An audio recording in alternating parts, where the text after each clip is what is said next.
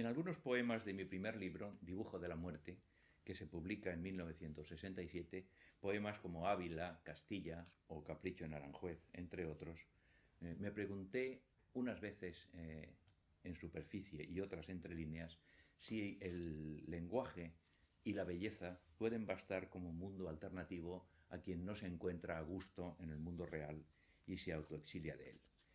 Eso es algo que aparece con mayor densidad y de forma más explícita en mi segundo libro de 1971, titulado El sueño de Escipión, y que la crítica ha bautizado con el nombre de metapoesía. Metapoesía quiere decir poesía de segundo grado o poesía que reflexiona sobre sí misma y que por lo tanto se tiene a sí misma como asunto, no como asunto exclusivo, sino como uno de los muchos asuntos de los que puede tratar.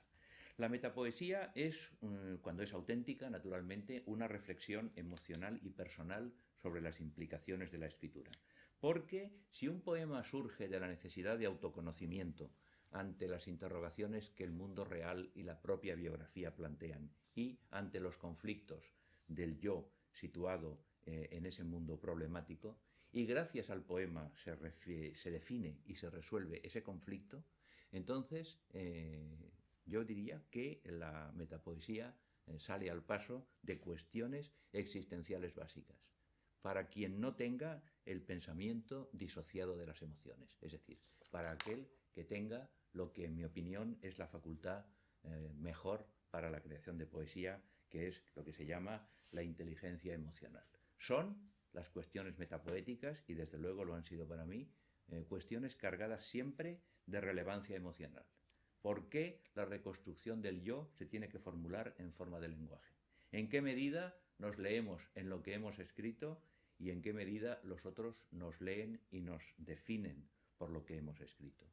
¿Cómo produce la experiencia el lenguaje y cómo el lenguaje condiciona la experiencia y viceversa? La metapoesía en mí no surgió como una cuestión meramente intelectual, sino como resultado de un fracaso emocional.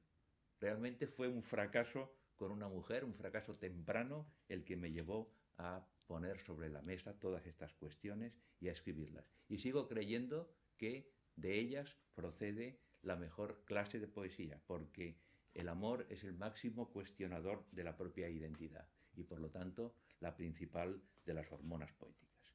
He escrito metapoesía muchas veces a lo largo de mis libros y lo sigo haciendo. Y voy a seleccionar de mi libro de 1990, titulado Divisibilidad indefinida, un poema que se titula Música para fuegos de artificio y que combina el culturalismo del que antes hablábamos con la metapoesía. Porque el título es obviamente el de una conocida obra de Händel. Los fuegos de artificio del poema son las palabras y el poema dice lo siguiente. Hace muy pocos años yo decía palabras refulgentes como piedras preciosas y veía rodar, como un milagro abombado y azul, la gota tenue por el cabello rubio hacia la espalda. No eran palabras frágiles, prendidas al azar de un evadido vuelo prescindible, sino plenas y grávidas victorias en las que ver el mundo y obtenerlo. La emoción de enunciar un orden justo cedía realidad al sonido y al tacto, y quedaba en los labios la certeza de conocer en el sabor y el nombre. Pero la certidumbre de una mirada limpia es una ingenuidad no perdurable, y el viento arrastra en ráfagas de crespones y agujas el vicio de creer envuelto en polvo. Y si tras de la luz esplendorosa que pone en pie la vida en un haz de palmeras, el miedo de dormir cierra los cálices, susurrando promesas de una luz sucesiva, el fulgor de la fe lento se orienta al imán de la noche permanente, en la que tacto, imagen y sonido flotan en la quietud de lo sinónimo, sin temor de mortales travesías ni los dones que otorga la torpeza, sino un fugaz vislumbre de medusas. Inconsistentes ecos reiterados en un reino de paz y de pericia, apagado jardín de la memoria, donde inertes se pudren sumergidos los oropeles del conocimiento.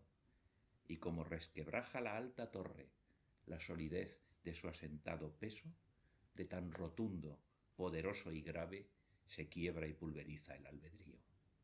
Así, para las aves y la plácida y repetible pulcritud del junco, hay cada día olvido inaugural en la renovación de la mañana.